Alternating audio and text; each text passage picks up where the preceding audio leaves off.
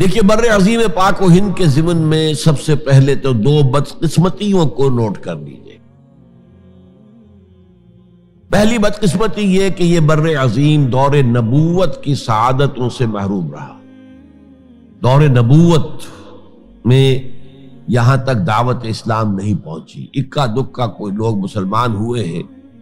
مالابار کا کوئی راجہ تھا جس نے شق القمر کا معجزہ اپنی آنکھوں سے دیکھا تھا، اسے جب معلوم ہوا یہ تو اصل میں ایک عرب میں پیدا ہونے والے رسول کی انگلی کے اشارے سے ہوا تھا، تو وہ ایمان لے آیا۔ لیکن یہ آئسولیٹڈ واقعات ہیں، بحیثیت مجموعی بر عظیم پاک و ہند دور نبوت کی برکات سے محروم رہا۔ پھر یہ کہ دور خلافت راشدہ کی برکات سے بھی محروم رہا۔ یہاں اسلام کسی قابل ذکر حیثیت میں آیا ہے دور بنی امیہ میں، وہ بھی کسی دعوت و تبلیغ کے مثبت مقصد کے لیے نہیں، بلکہ ایک انتقام اور بدلے کے لیے کہ کچھ مسلمان تاجروں کا ایک بحری قافلہ جو سرندیپ سے لنکا سے جا رہا تھا عرب کی طرف، اسے یہاں کراچی کے قریب اسے یہاں کے سندھی ڈاکوؤں نے لوٹ لیا۔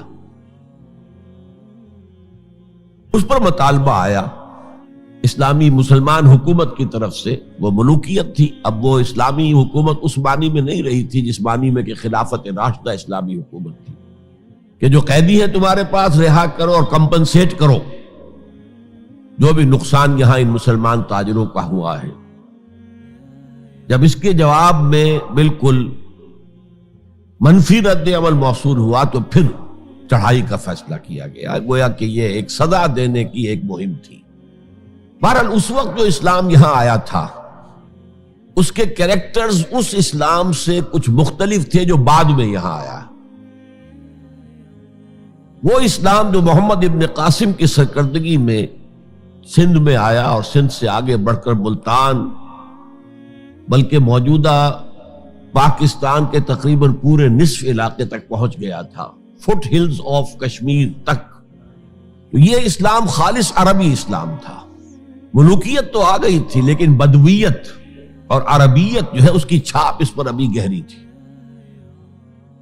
اور اس اسلام میں نہ ابھی فرقے تھے، نہ مسلک تھے، نہ حنفی، نہ مالکی، نہ شافعی، نہ حنبلی، نہ عقائد کے بارے میں بحثیں شروع ہوئی تھیں، علم کلام کی بحثیں ہوئی تھیں، نہ ابھی یونانی فلسفے اور منطق کا حملہ ہوا تھا، ابھی کچھ نہیں تھا، سادہ اسلام۔ اسلام اپنی اصل سادگی پر برقرار تھا، چنانچہ اس کی قوت تسخیر بڑی زبردست ثابت ہوئی، اور خاص طور پر محمد ابن قاسم جو نوجوان 17-18 برس کا نوجوان اور نہایت نیک اور پاک باز،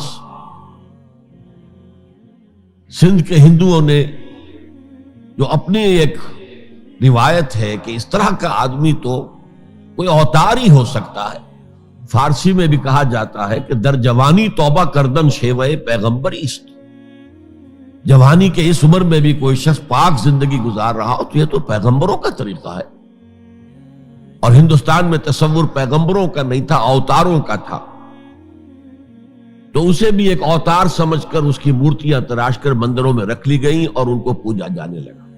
یہی چیز اس کے لیے خطرے کا سبب بن گئی، کیونکہ اب بیک ہوم اسلام کا جو اصل گھر تھا عرب، اس میں ملوکیت آ چکی تھی، اور ملوکیت کبھی اسے برداشت نہیں کر سکتی کہ کوئی اور شخص اتنا پاپولر ہو جائے کہ اسے چیلنج کر سکے۔ لہذا محمد بن قاسم کو بلایا گیا اور شہید کر دیا گیا۔ اب اس کے بعد ظاہر بات ہے کہ وہ اسلام ریسیڈ کرنا شروع ہوا، واپس آنا شروع ہوا، اس کے کچھ اثرات اس علاقے میں رہ گئے، لیکن اسلام کی واپسی ہو گئی۔ یہ اسلام کا پہلا ورود تھا بر عظیم کی سرزمین پر۔ اس کے بعد اسلام آیا ہے 300 برس بعد، اور اب یوں آیا ہے شمال مغربی سرحدی صوبے میں جو درے ہیں کوہ سلیمان میں، کوہ ہندو کش اور کوہ سلیمان میں، درہ خیبر ہے، درہ ٹوچی ہے، درہ گومل ہے، درہ بولان ہے، یہاں سے آنا شروع۔ اس اسلام کی خصوصیات کچھ اور تھی۔ ان 300 سالوں میں فقہی مسالک بھی پیدا ہو چکے تھے، حنفی، مالکی، شافعی، حنبلی، ان کے درمیان اختلافات بھی تھے، بحثیں بھی تھی، مناظرے بھی تھے۔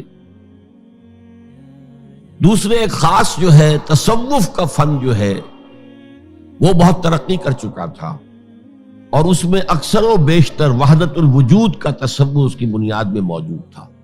تیسری بات یہ نوٹ کیجئے کہ یہاں جو لوگ آئے وہ سب حنفی تھے،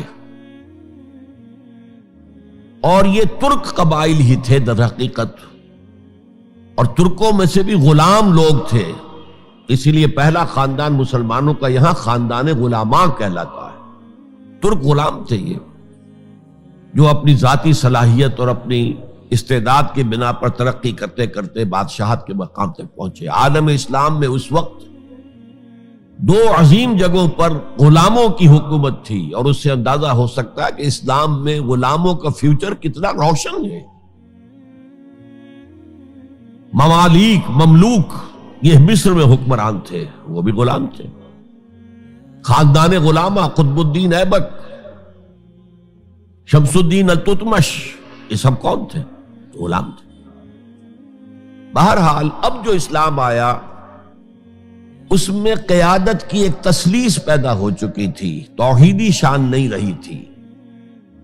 خلافت راشدہ میں قیادت توحیدی تھی، خلیفہ وقت ہی حاکم بھی تھے، خلیفہ وقت ہی مجتہد بھی تھے، عالم بھی تھے، اور وہی سب سے بڑے اللہ والے بھی تھے۔